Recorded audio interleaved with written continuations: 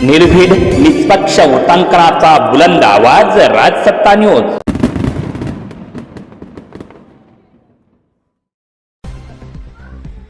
संगमनेरला शिवसेना महायुतीचं बसस्थानकावर निदर्शन। लोकसभेमध्ये मांडण्यात येणाऱ्या नारी शक्ती विधेयकाला विरोध केले असल्याचा निषेधार्थ संगमनेर येथे शहर महिला शिवसेना महायुतीच्या वतीनं तीव्र आंदोलन करण्यात आलं। काँग्रेसचे युवा नेते राहुल गांधी यांच्या विरोधात महिलांनी जोरदार घोषणाबाजी केली। बसस्थानक परिसर यामुळे चांगलाच दणाणून सोडला होता। संगमनेर शहर महिला शिवसेना महायुतीच्या वतीनं बसस्थानक परिसरामध्ये महिला एकत्र आल्या। यावेळी आंदोलनकर्त्या महिलांनी हातात फलक घेऊन नारी शक्तीचा अपमान अजिबात सहन केला जाणार नाही, महिलांच्या हक्कासाठी लढा देऊ अशा घोषणा देत परिसर दणाणून सोडला।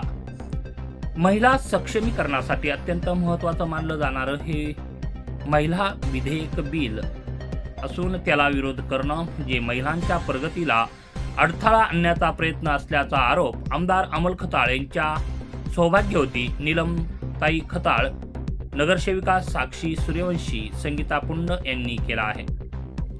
देशातील महिलांना राजकीय व सामाजिक स्तरावर अधिक संधी मिळाव्यात यासाठी नारी शक्ती विधेयक अत्यावश्यक आहे। मात्र काही विरोधी पक्षांच्या नेत्यांकडून या विधेयकाला विरोध होत असल्यानं विधेयकाला विरोध करणाऱ्यांचा निषेध करण्यात आला। संगमनेर शहर शिवसेनेच्या वतीनं बसस्थानकावर आंदोलन करण्यात आलं। यावेळी लीलावती काळे, सोनाली बोटवे, पूनम दायमा, संगीता पुंड, सपना जाधव, पूजा अरगडे, आरती पगारे, शोभा सूर्यवंशी, राधा सूर्यवंशी, अरुणा सूर्यवंशी, कोमल सातपुते, स्वाती मंडलिकर, शिवाली सूर्यवंशी, दीपाली वाव्हळ, शिवज्ञा अरगडे, जान्हवी जांबूकर आदी जण उपस्थित होते। महिला घर, गाव व देश सांभाळते, त्यांना राजकारणात अधिक स्थान मिळायला हवं हा नक्कीच योग्य आणि महत्त्वाचा मुद्दा आहे। राष्ट्र महापुरुषांचे आदर्श विचार घेऊन महिला शिक्षण, प्रशासन, उद्योग, क्रीडा अशा सर्व क्षेत्रात पुढे महिला आहेत। हे काँग्रेस पक्षाला सध्या देखवत नाहीये, बघवत नाहीये, म्हणून काँग्रेसच्या नेत्यांनी नारी शक्ती विधेयकाला खोडा घालत त्यांचा राजकारणातही सहभाग वाढणं गरजेचं आहे। राजसत्ता न्यूज ब्युरो, संगमनेर।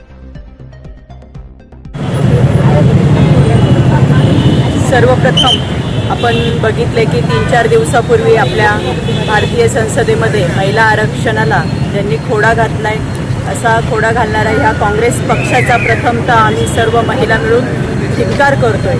कुठेतरी आज आपण बघतोय की जसं आपल्या घरातलं बजेट महिला एक सांभाळतीये, आपल्या गावसुद्धा महिला चालवत आहे, आज देशावर सुद्धा महिला आहे। मग आणखीन भर पडून ह्या सगळ्या एकजुटीने एकत्र येऊन जर कुठंतरी आज प्रत्येक गावातील, प्रत्येक वाडी वस्तीवरील सर्वसामान्य महिलांच्या अडीअडचणी असतील त्यांना कुठंतरी एक योग्य स्थान भेटणार होतं, तर यासाठी यांनी का मागे खेचलं? का बरं? का यांना सवय लागलेली ना पहिल्यापासून की पुरुषप्रधान संस्कृती आणल्यामुळं कुठंतरी आज आपल्या या महिला पुढे काढायला आज त्यांनी हा खोडा घातला आहे।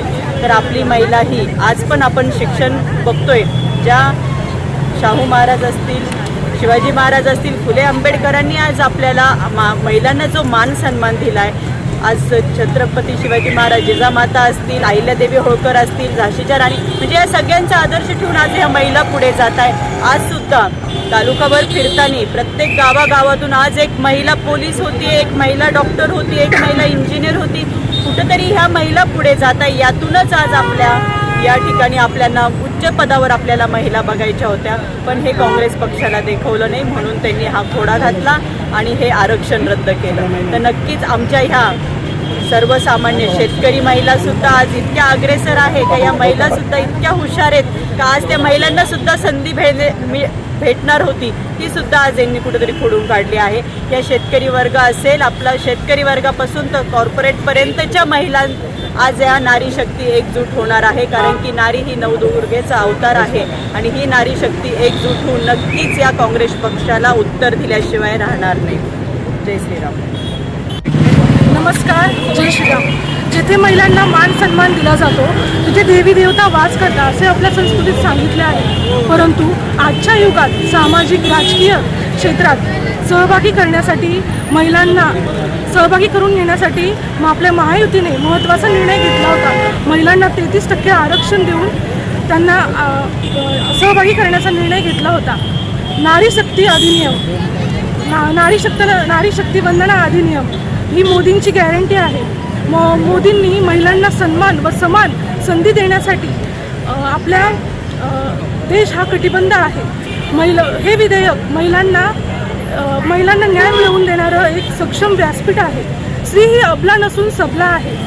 या आरक्षणापासून गावागावांमधून मोठ्या प्रमाणात महिला नेतृत्व एक मोठ्या प्रमाणात उभे राहिले असते, पुढे आले असते. पण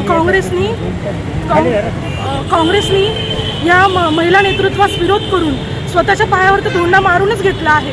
पण त्यांचे विचार हे जगासमोर आले आहेत. मी काँग्रेस आघाडीचा तीव्र शब्दात व बांगड्या फोडून या ठिकाणी जाहीर निषेध करते.